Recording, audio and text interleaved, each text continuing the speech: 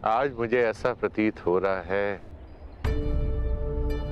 कि मैं मुक्त हो गया हूं।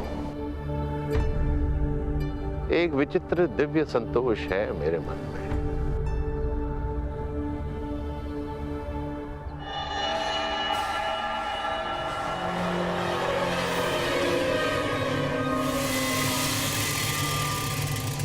मेरा मन ऐसे जलता था जैसे तप मरुस्थल, और यह ताप शीतल तब हुआ जब मुझे श्री राम के दर्शन हुए। और उसके सैकड़ों वर्षों के बाद मेरे शिष्य गंगापुत्र भीष्म के चक्रवात ने उसे फिर से जगा दिया। कर्ण, स्वयं से युद्ध करके कभी कोई विजयी हुआ है? अंततः पितामह भीष्म को भी आशीर्वाद देना पड़ा, और अनुभव हुआ कि आक्रोश उस शक्ति के कारण जो मुझ में है। और मैंने शपथ लिया कि अब मैं शस्त्र कभी नहीं उठाऊंगा। मैंने अपने सारे अस्त्र और शस्त्र अपने शिष्य द्रोणों को भेंट कर दिए। किंतु फिर भी थोड़ा आक्रोश भीतर रह गया।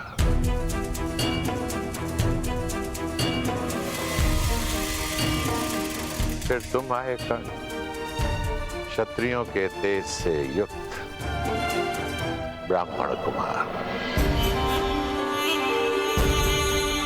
संसार में यदि तुम्हारी तुलना किसी से की जा सकती है तो वो स्वयं परशुराम से की जा सकती है। इसलिए मैंने तुम्हें अपने आप को समर्पित कर दिया, और आज तुम्हें अपने सभी दिव्यास्त्र प्रदान करके मन बहुत हल्का हो गया। चिरायु भव ब्राह्मण कुमार, तुम मेरा नाम तीनों लोकों में अमर करोगे।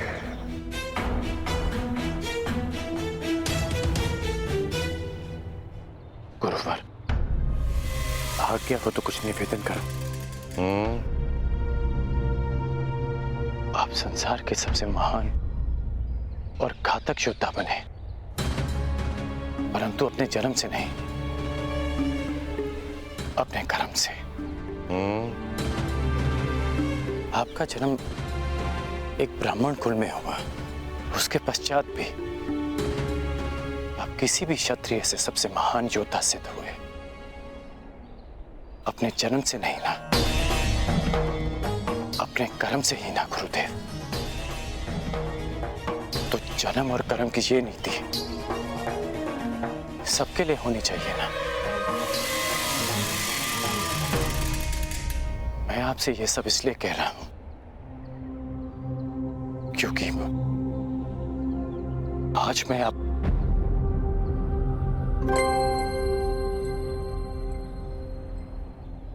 गुरुवर,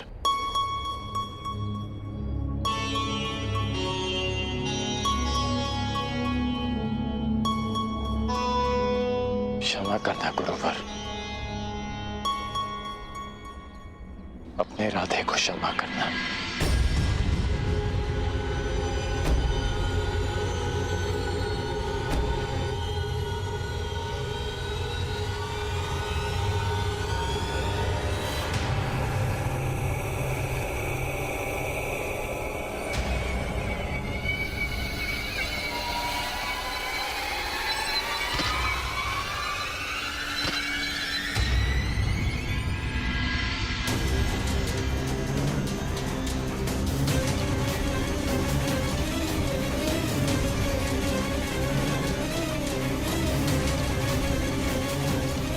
वर्षों बाद गुरुवर संतोष की निद्रा में है। उनकी निद्रा भंग हो जाएगी। मैं उनके विश्राम को भंग नहीं होने दे सकता।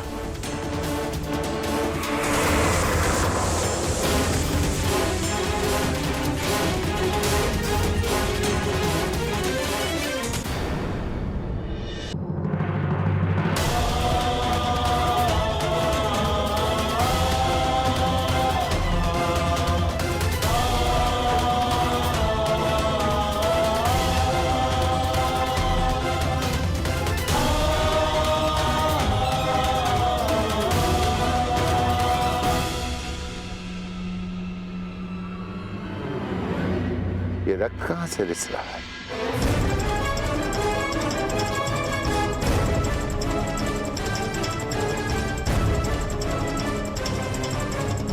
राधे,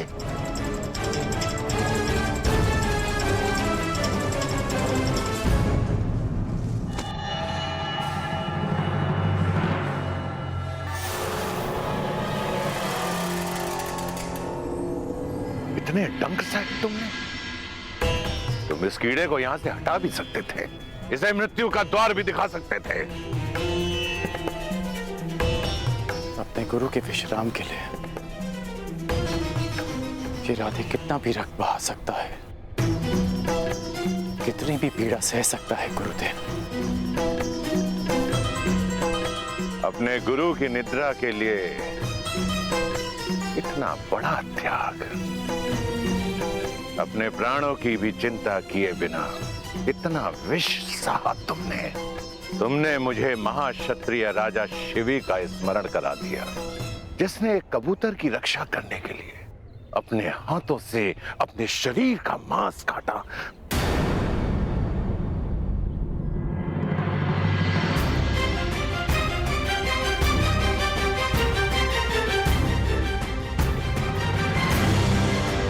क्षत्रिय?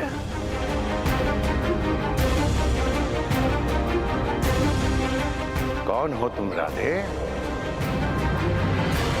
कौन हो? कौन हो तुम राधे? मैं राधे, आपका शिष्य कर्ण। ये मेरे प्रश्न का उत्तर नहीं है कर्ण। मनुष्य अपने कर्म से बल और सिद्धि अर्जित करता है, परंतु जन्म और कुल से संचित संस्कार और गुण उसका साथ नहीं छोड़ते हैं। अपने गुरु की निद्रा के लिए इतनी असहाय पीड़ा सही तुमने? नहीं कर्ण, नहीं। ये एक ब्राह्मण कुल के बालक के लक्षण नहीं हो सकते हैं, कदापि नहीं हो सकते। जब तुम मुझसे दीक्षा लेने आए थे, तब भी मैंने तुमसे यही प्रश्न पूछा था, और आज दीक्षा के समय भी मैं तुमसे यही प्रश्न पूछ रहा हूं। क्या तुम ब्राह्मण पुत्र हो? क्या तुम ब्राह्मण पुत्र हो?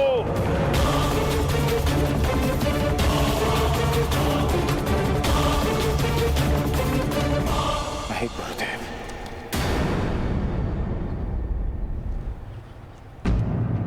मैं एक सूत पुत्र हूं। राधे कर्ण, अधिरथ का पुत्र कर्ण। छल, पाखंड, असत्य अपने गुरु से। मैंने तुम्हें सच्चे मन से शिक्षा दी और तुमने अपने गुरु के साथ झूठ बोला, अपने गुरु के साथ छलावा। क्योंकि मुझे शस्त्र बल चाहिए था गुरुदेव, क्योंकि अपना परिचय छिपाने के छल के अतिरिक्त मेरे पास और कोई हल नहीं था। क्योंकि कोई भी गुरु एक सूत पुत्र को धनुर्विद्या नहीं देना चाहता था, और आप भी ब्राह्मणों के अतिरिक्त किसी और को शिक्षा नहीं देते। गुरुवर, आपके अधीन वर्षों शिक्षा ली मैंने। आप ही बताइए कि क्या इस कर्ण ने आपकी किसी भी आज्ञा का उल्लंघन किया? क्या ये अधिरथ पुत्र अपने गुरु की किसी भी परीक्षा में असफल हुआ? सफल हो या असफल, छल छल होता है कर्ण। और तुमने शिक्षा ग्रहण नहीं की, चोरी की है तुमने। तुम्हें इस अपराध का दंड मिलेगा। तुमने मेरे दिव्यास्त्रों को प्राप्त करने के लिए अपने गुरु से झूठ बोलने का महापाप किया है। रोग है तुम पर, अब तुम अपने गुरु से श्राप भी लेते जाओ। मैं जमदग्नि पुत्र परशुराम तुम्हें श्राप देता हूं कि मेरे द्वारा दिए गए दिव्यास्त्रों का तुम उपयोग नहीं कर पाओगे। इस समय तुम्हें इन दिव्यास्त्रों की सबसे अधिक आवश्यकता होगी। उस समय तुम इसके अनुसंधान की विधि भूल जाओगे।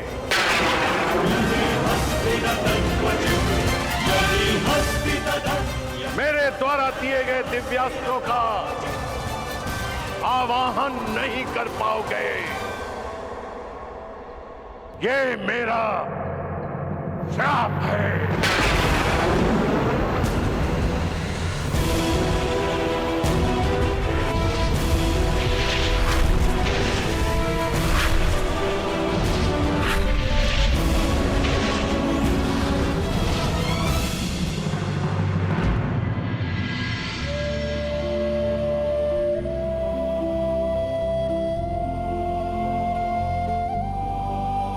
अपने गुरु से छल करने के पश्चात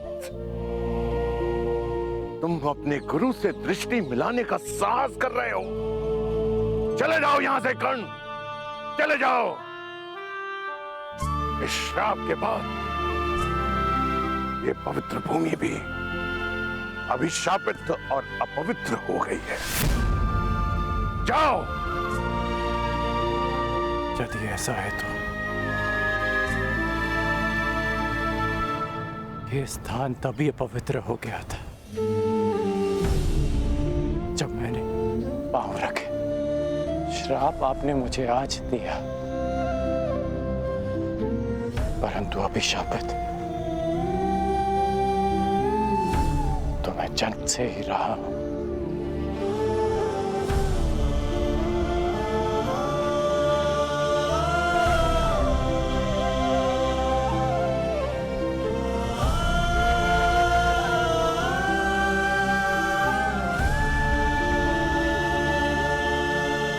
मुझे कोई खेद नहीं कि मेरा जन्म एक सूत कुल में हुआ है। मुझे कोई खेद नहीं कि मुझ में ब्राह्मणों और क्षत्रियों का रक्त नहीं बहता। खेद है तो केवल इस बात का कि मेरा जन्म ऐसे स्थान पर क्यों हुआ जहां जीवन को ब्राह्मणों और क्षत्रियों का दास माना जाता है। शास्त्रों में लिखा है कि मनुष्य की महानता और सफलता उसके गुण, उसकी मेधा से मापी जाती है। फिर क्यों किसी के जीवन पर उसके जन्म, जाति और कुल की छाप लगा दी जाती है गुरुदेव?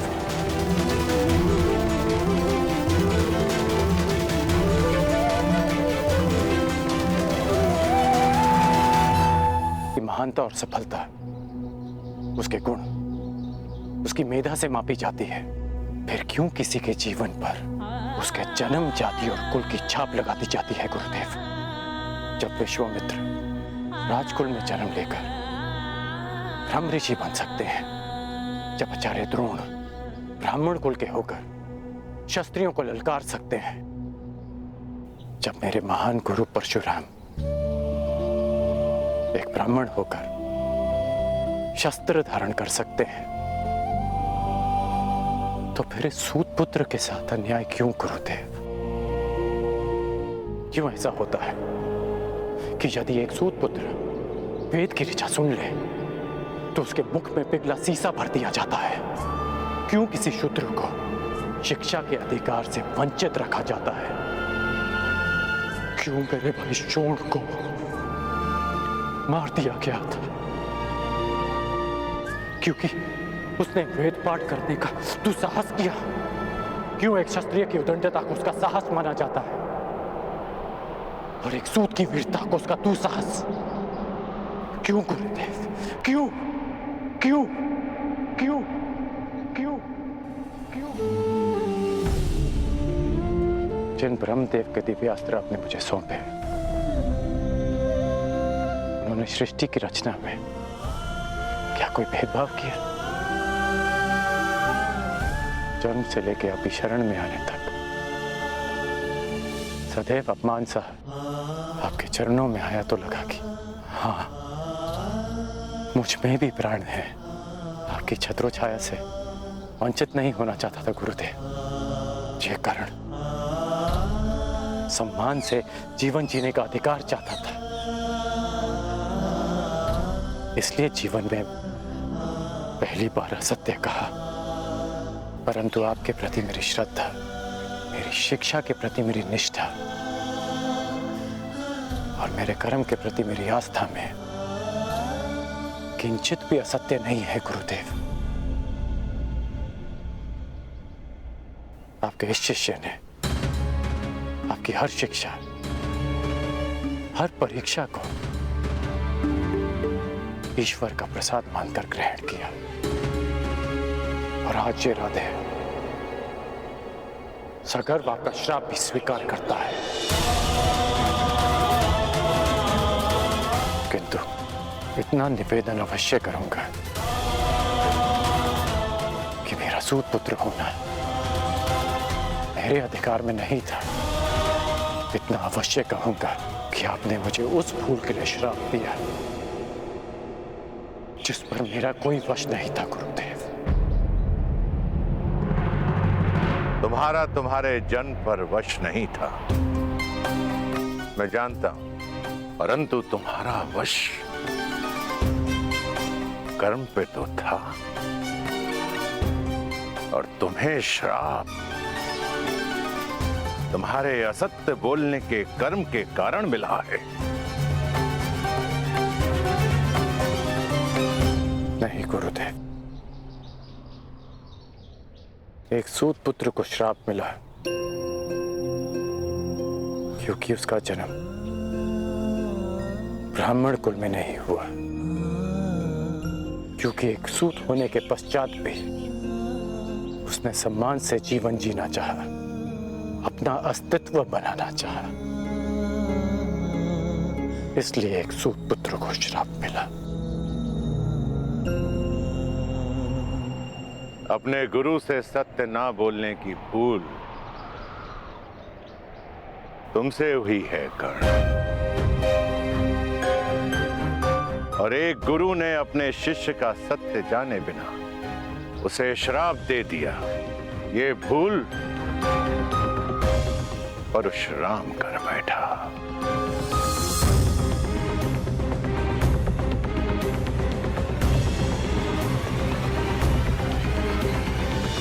मेरे द्वारा दिए गए श्राप को मैं वापस तो नहीं ले सकता हूं कर्ण, परंतु उसके प्रभाव को कम करने का प्रयत्न अवश्य करूंगा।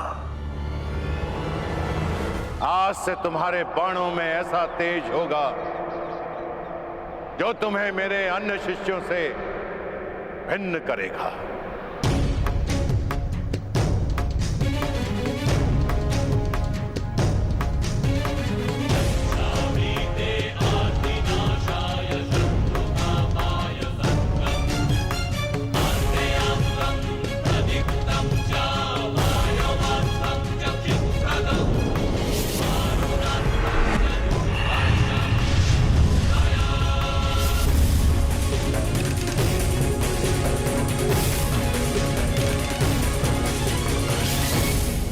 ये मेरा सबसे शक्तिशाली दिव्यास्त्र है, परंतु ब्रह्मास्त्र से अधिक नहीं।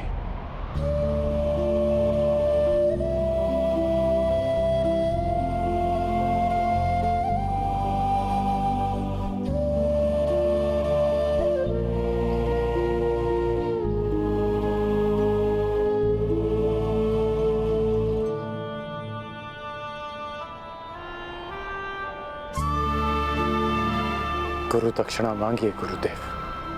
गुरु दक्षिणा क्या मांगू मैं तुमसे कर्ण? सब कुछ तो मैंने तुमसे ले लिया है, अब तो कुछ तुम्हें देना चाहता हूं।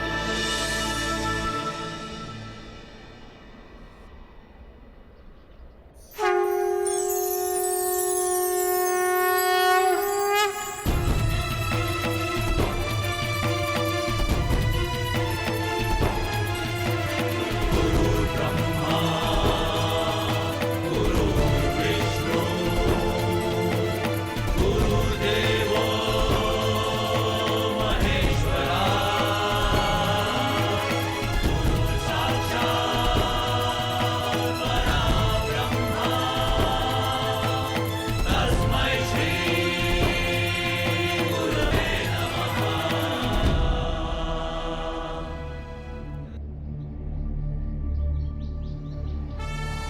ये मेरा दिव्य धनुष है विजय। जब तक ये धनुष तुम्हारे हाथों में रहेगा, संसार का कोई भी योद्धा तुम्हें पराजित नहीं कर पाएगा। कर्ण, जाओ पुत्र, जाओ, इस अभिशापित जीवन को स्वीकार करो। जन्म की पीड़ा और शाप का ताप सहकर भी तुम संसार के आकाश में सूर्य की भांति चमको।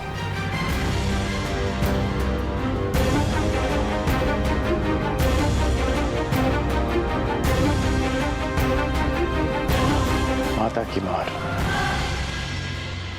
संसार का सबसे बड़ा प्यार होता है, और गुरु का श्राप भी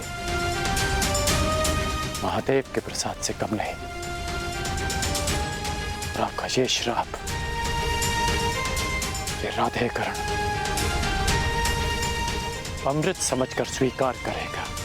इतिहासकरण करना स्वयं में कैसे समाहित करेगा मैं नहीं जानता, लेकिन एक बात का वचन देता हूं कि आपको आपके इस शिष्य पर सदैव गर्व होगा।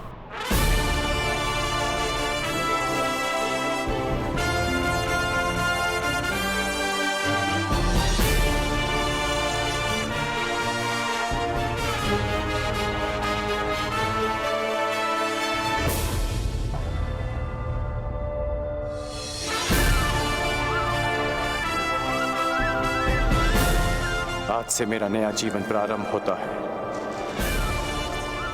दिव्यास्त्रधारी कर्ण, और मैं अभिशापित सूत पुत्र भी, मैं जिसे जीवन का अधिकार नहीं मिला, और मैं जो इस अधिकार के लिए अपनी अंतिम श्वास तक लड़ूंगा, मैं राधेकर्ण।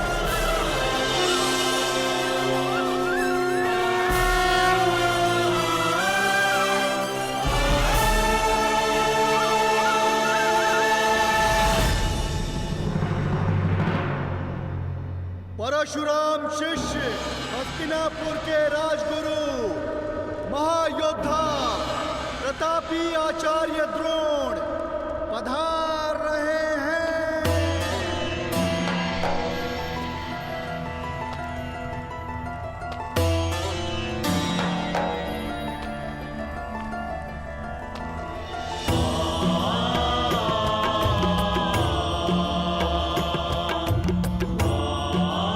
हस्तिनापुर नरेश महाराज धृतराष्ट्र की जय हो। आपके स्वर से लगता है कि रंगभूमि कुमारों के प्रदर्शन के लिए तैयार है। जी महाराज, 105 योद्धा हस्तिनापुर के आकाश में अपने शस्त्र बल का तेज फैलाने के लिए प्रस्तुत हैं।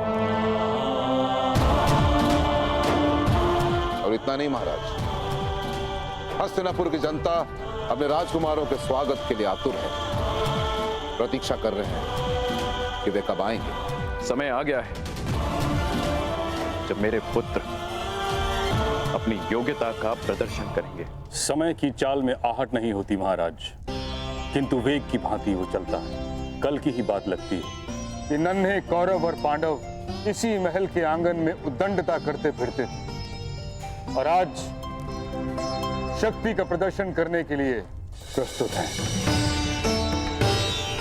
भाग्यशाली है भीष्म जो अपने पुत्रों का ये रूपांतरण देख सकता है। सौभाग्यशाली तो हस्तिनापुर है ताचरी, जिसे आपकी छत्र छाया मिली।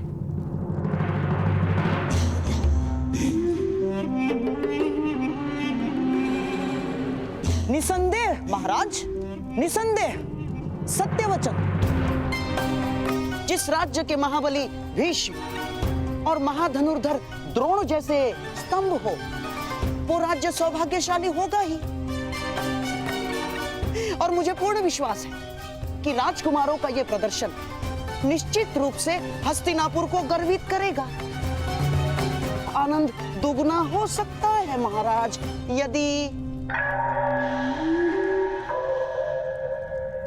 यदि क्या शकुनी? महाराज, चपल धनुर्धर वो है जो एक बाण से 2 लक्ष्य साधे, और चतुर राजनेता वो है जो एक ही आयोजन से 2 प्रयोजन सिद्ध करे। आपका तात्पर्य क्या है गंधार नरेश? यही कि क्यों ना इस प्रदर्शन को एक मैत्रीपूर्ण प्रतियोगिता का रूप दे दिया जाए, और कल की रंगभूमि में जो विजेता होगा उसे क्यों ना युवराज घोषित कर दिया जाए महाराज।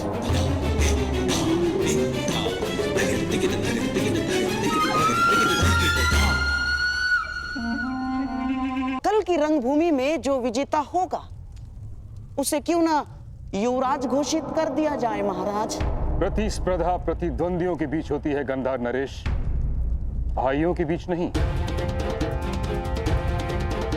इस प्रदर्शन का लक्ष्य है राजकुमारों की क्षमता को परखना, युवराज का चयन नहीं। मैं तो केवल एक सुझाव दे रहा था महामहिम, और यदि मैं भूल नहीं रहा, यदि मुझे विस्मरण नहीं हुआ है, तो स्वयं आपने ही महाराज को वचन दिया था।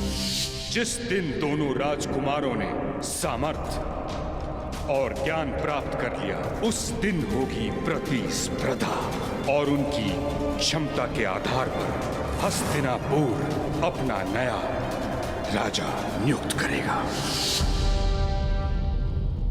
अब जब महागुरु द्रोण ने घोषणा कर ही दी है कि 105 राजकुमारों का प्रशिक्षण पूर्ण हो गया है, तो क्यों हस्तिनापुर को युवराज सुख से वंचित रखा जाए?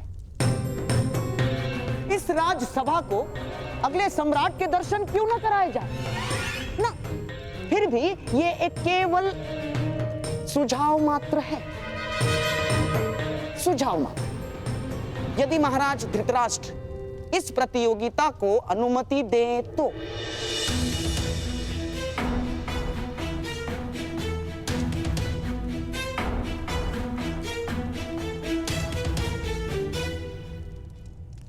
उचित कह रहे हो शकुनी।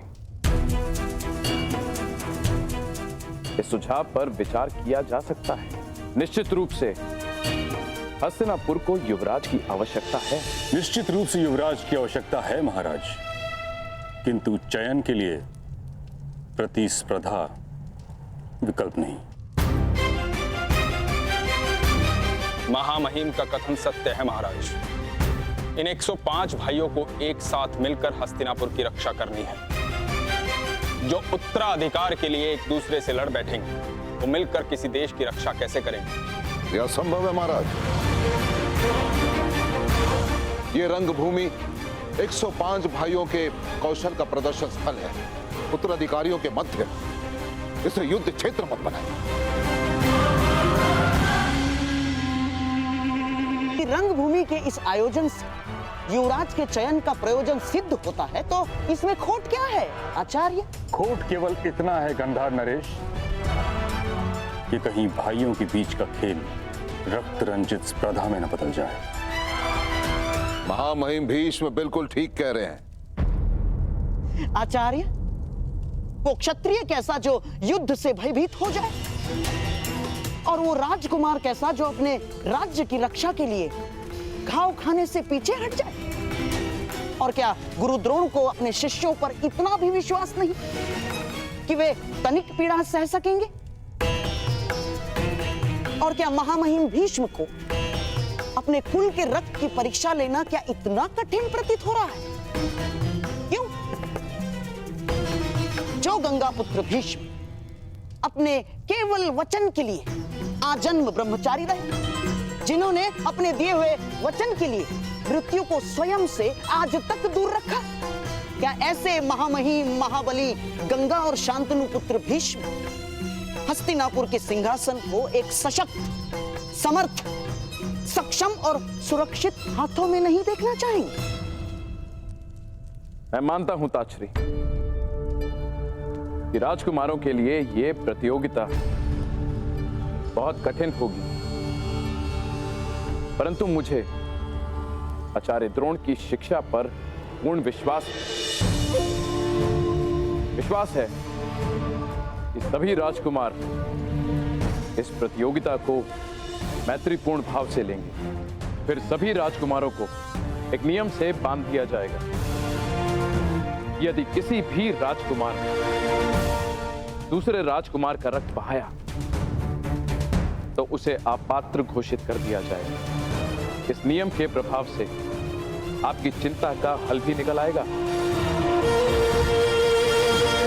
और हस्तिनापुर को उसका युवराज भी मिल जाएगा।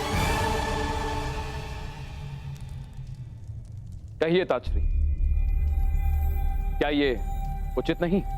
जैसी महाराज की अच्छा। तो फिर यह निश्चित रहा कि कल सभी राजकुमारों के बीच शक्ति प्रदर्शन होगा और मुझे पूर्ण विश्वास है कि विजेता वही होगा जो सर्वश्रेष्ठ होगा।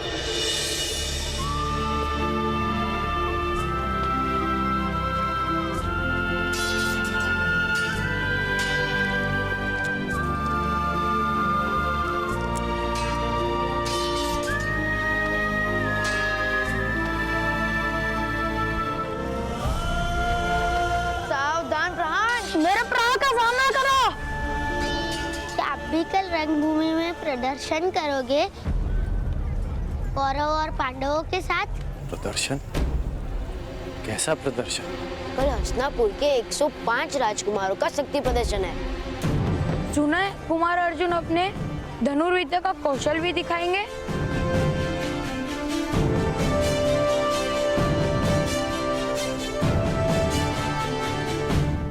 कल की प्रतियोगिता में कौन किसके साथ द्वंद्व करेगा यह निश्चय आप करेंगे।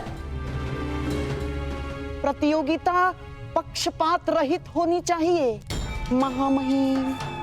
आप आचार्य द्रोण पर संदेह कर रहे हैं गंधार नरेश? नहीं महामहिम, कदापि नहीं। मैं तो केवल मानवीय निर्बलता की बात कर रहा हूं। कितना भी प्रयास कर लीजिए, घुटना पेट की ओर ही मुड़ता है और ना चाहते हुए भी एक माता अपने पुत्र के पक्ष में ही बोलती है महामहिम।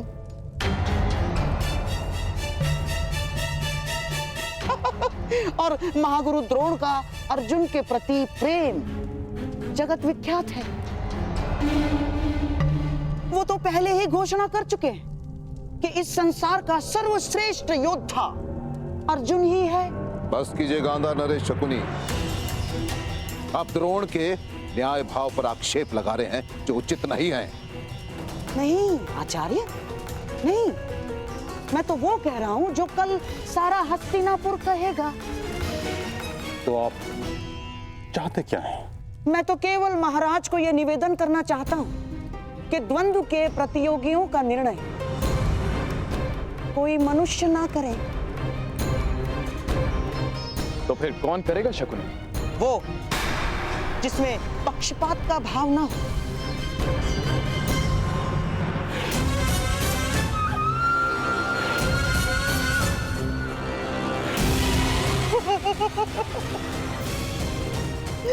ये मेरे पास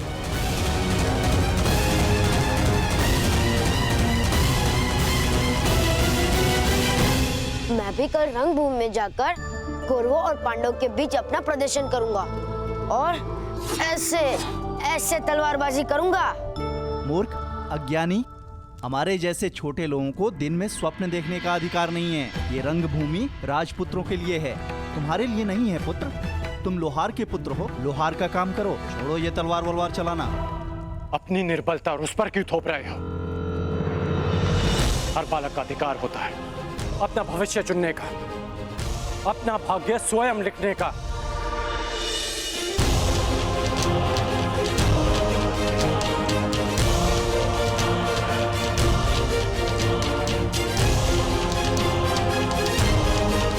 छोटे मित्र, कभी स्वप्न देखना मत छोड़ना और उसे पूरा करने का परिश्रम करना भी मत छोड़ना। कौन से देश से आए हो मित्र? मनुष्य का भाग्य उसके जन्म से ही निश्चित हो जाता है, यही नीति है। यदि यही नीति है तो इस नीति को बदल दूंगा मैं। हस्तिनापुर के मस्तक पर अपने बाणों की नोक से अपना भाग्य स्वयं लिखेगा ये राधेय।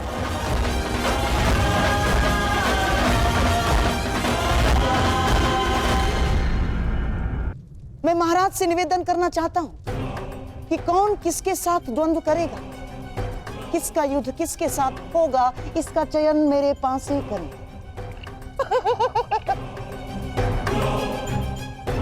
महाराज, इससे खेल भी रोचक हो जाएगा और महागुरु द्रोण पर किसी प्रकार का आरोप भी नहीं लगेगा। परंतु मैं शकुनी की बात से सहमत हूं ताचरी। पासों से यदि प्रतियोगियों का चयन होगा तो अवश्य ही वो निष्पक्ष ही होगा।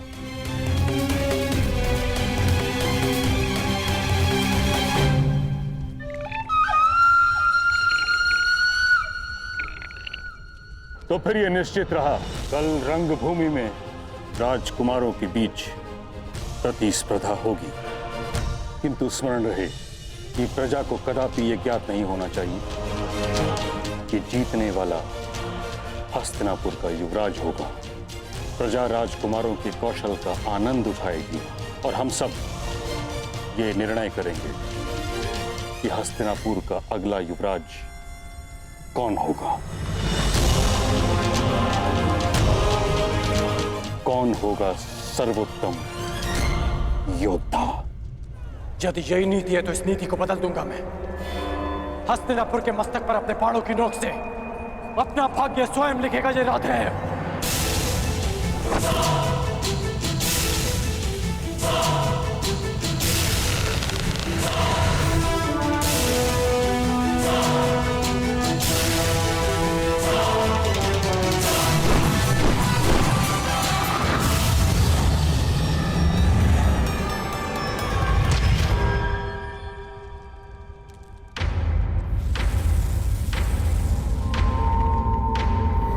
ये हस्तिनापुर की राजसभा में किसने आक्रमण किया? यह आक्रमण नहीं, किसी के आगमन का संदेश है। आचार्य द्रोण, इस बाण पर गुरु परशुराम का चिन्ह है। परंतु महामहिम, गुरु परशुराम के दो जीवित शिष्य आप और मैं इस राज्यसभा में उपस्थित हैं, तो फिर यही प्रश्न मुझे विचलित कर रहा है आचार्य द्रोण।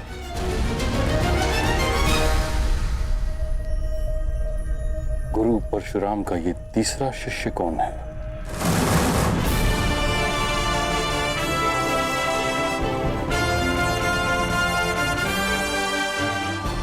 अब समय है कौशल के प्रदर्शन का।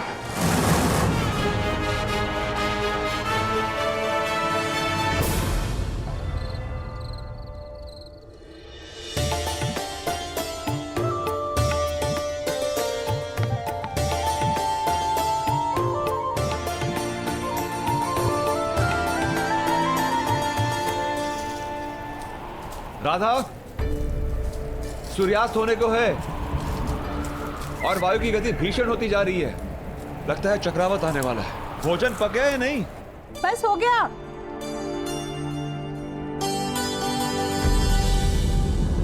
हे महादेव, ये किस धुन में खो गई मैं? दो प्राणी के लिए इतना अधिक भोजन बना लिया।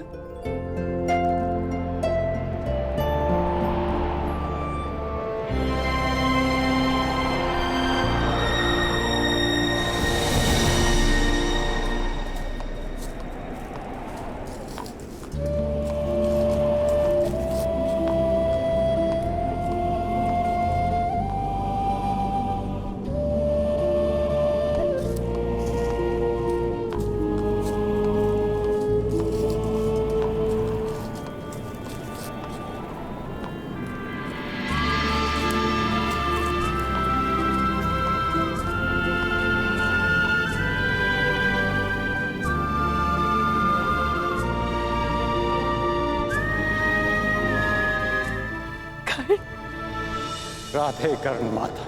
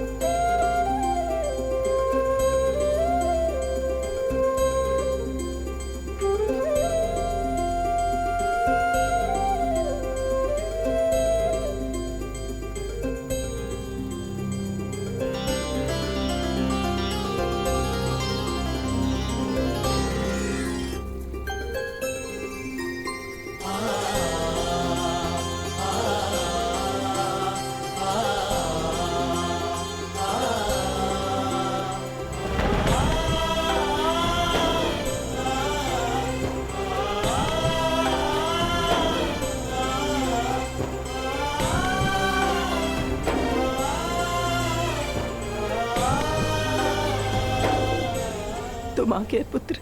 हाँ माँ, मैं आ गया।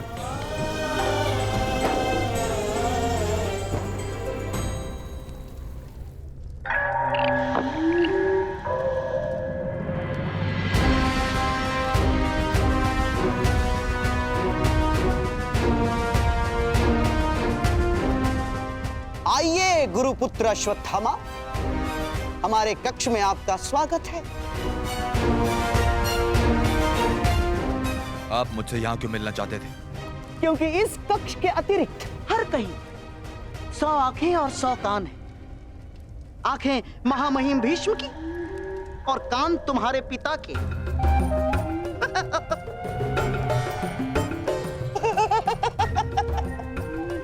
और यहाँ इस कक्ष में हमारी बात सुनने और देखने वाला कोई नहीं।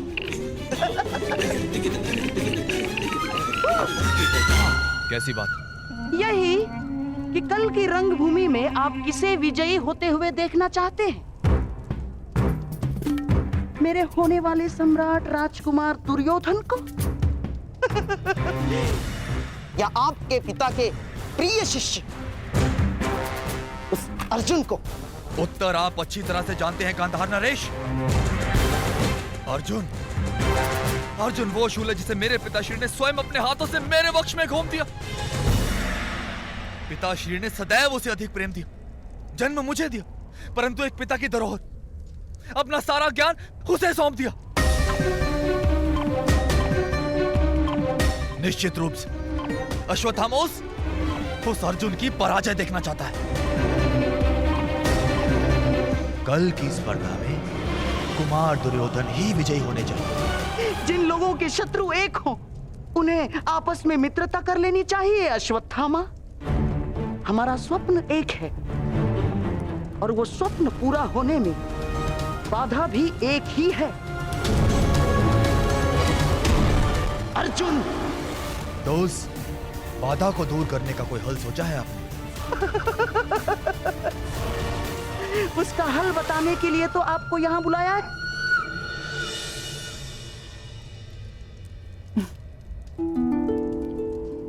क्यों? आश्रम में भरपेट भोजन नहीं मिलता था? मिलता था, परंतु उसमें माता के हाथ का स्वाद नहीं था।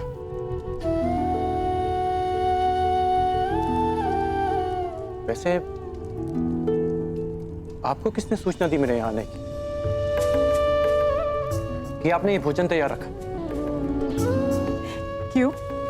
पूर्वाभास केवल तुम धनुर्धारी को ही होता है। तुम लोग शब्द सुनकर लक्ष्य का आभास कर लेते हो, किंतु माता का अपने पुत्र के लिए आभास सबसे अधिक शक्तिशाली होता है।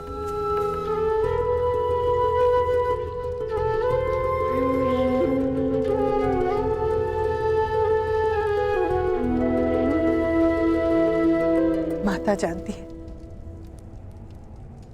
कब उसका पुत्र आने वाला है और कब जाने वाला है।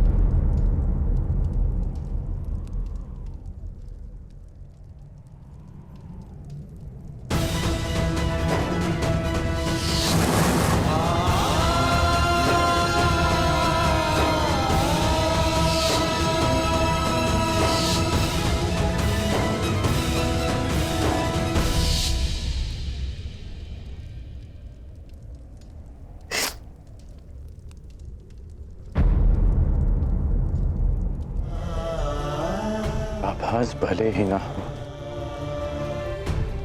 एक भाई की जाने की पीड़ा एक भाई को भी कम नहीं होती मां।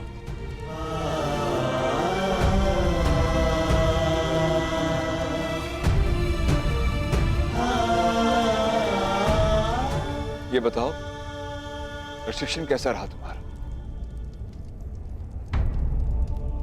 गुरुदेव को अधिक सताया तो नहीं? आप विषय को टाल रहे हैं।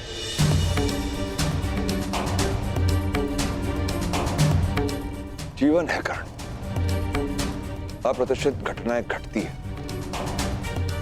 परंतु जीवन रुकता नहीं। परंतु आप भूल नहीं सकते जो हुआ उसे जीते जी भुला पाना असंभव है और स्मरण रखकर जी पाना भी संभव नहीं है कर्ण।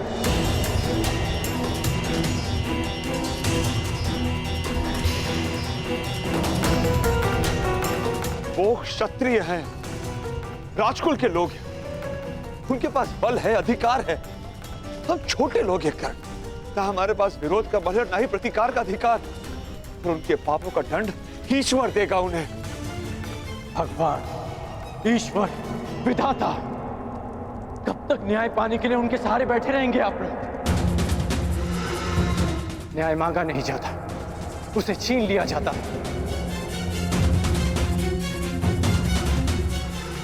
माता, आप तो वासुदेव कृष्ण को भी ईश्वर का रूप मानती हैं ना? तो आप लोगों ने सुना ही होगा कि किस प्रकार वो यदुवंशियों के मध्य समानता का संदेश दे रहे हैं। उनके लिए सब समान है। जो काम वो यदुवंशियों में कर रहे हैं, वही काम हमें हस्तिनापुर में करना होगा। सबकी समानता, सबके लिए न्याय। बस कर्ण,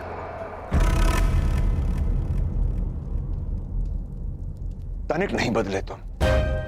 परंतु पिताश्री, तुम एक सूत पुत्र हो, सूत पुत्र। संसार के सर्वश्रेष्ठ सारथी बन सकते हो, यही तुम्हारा प्रारब्ध है। न्याय राजकुल का अधिकार है, उसे उन्हीं के पास रहने दो। सर्वश्रेष्ठ सारथी बन सकते हो, यही तुम्हारा प्रारब्ध है। न्याय राजकुल का अधिकार है, उसे उन्हीं के पास रहने दो। देखा है उनका न्याय, वो न्याय जो शोन को मिला था। मेरे भाई की हत्या कर दी गई, उसे मार दिया गया था। इसे आप न्याय कहते हैं?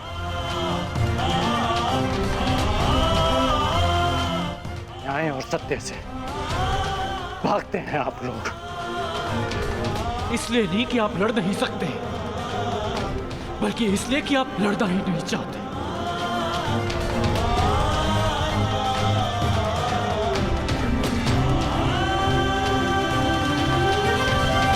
भागने से प्रारब्ध नहीं बदलता पिताश्री।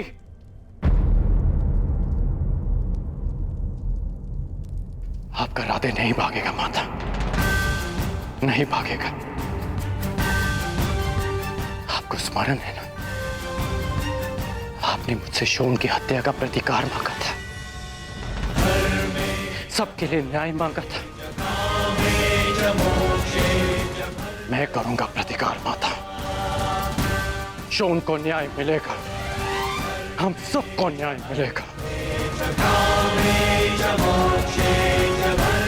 और अगर नहीं मिला तो मैं उस न्याय को अपने बाणों से छलनी कर, अपने रथ से बांधकर घसीटता हुआ आपके चरणों में ले आऊंगा। ये मेरा वचन है आपसे।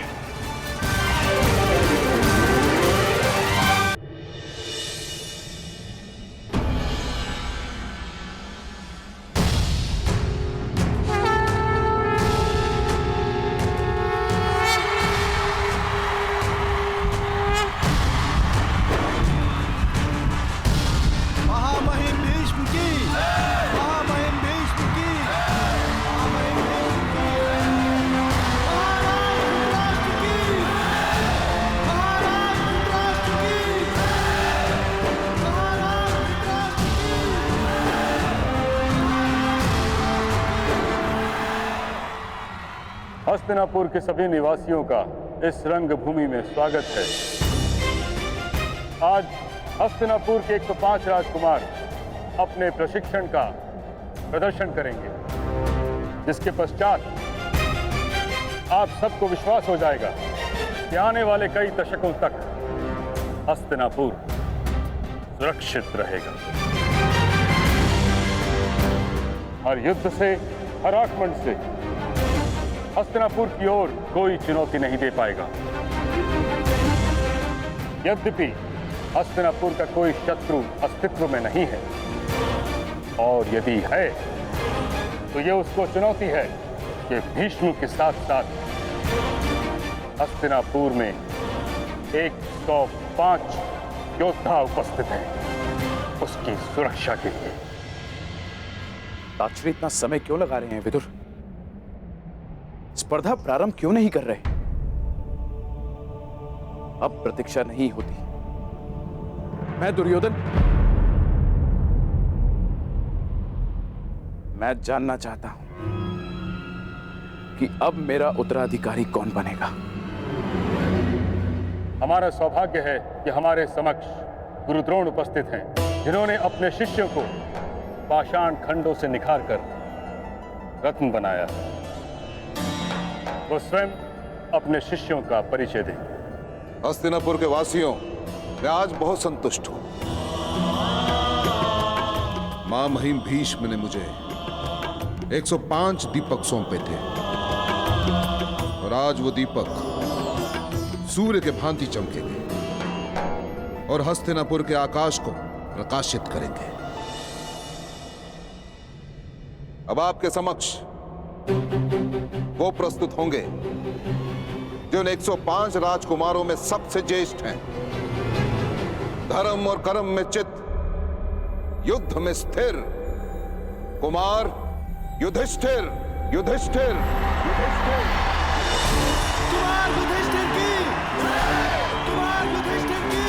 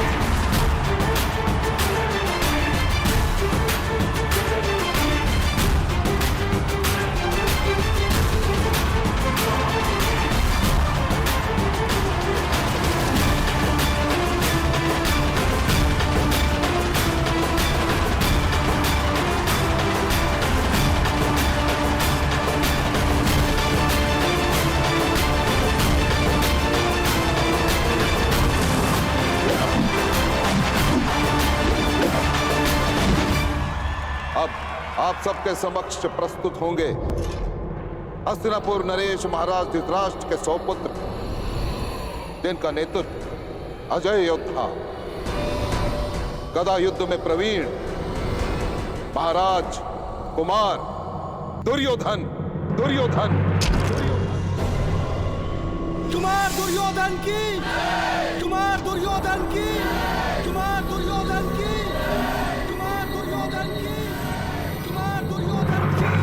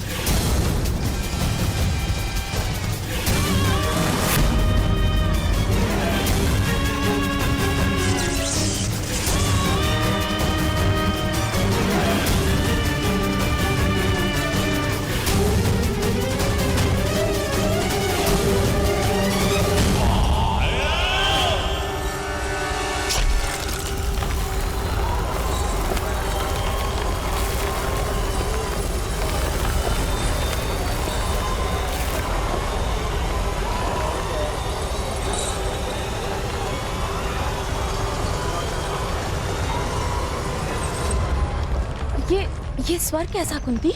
पुत्र दुर्योधन ने अपने गदा के प्रहार से भूमि पर गहरी दरार डाली है दीदी।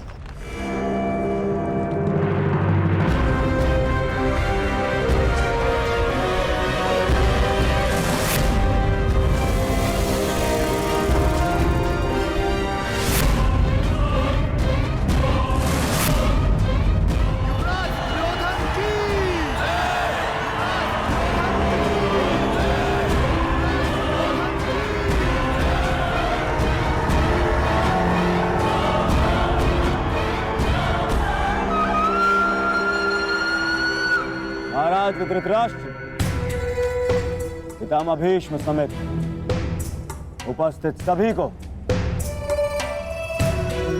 दुर्योधन का प्रणाम।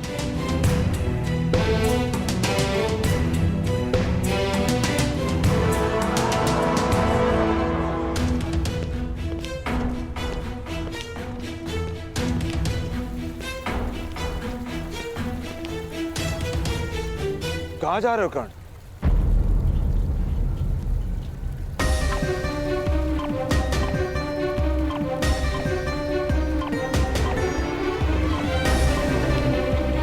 उत्तर आप जानते हैं,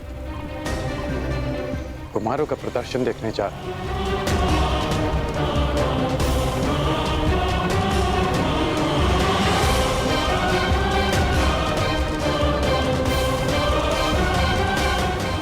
धनुष को साथ लेकर तुम कहीं नहीं जा रहे हो।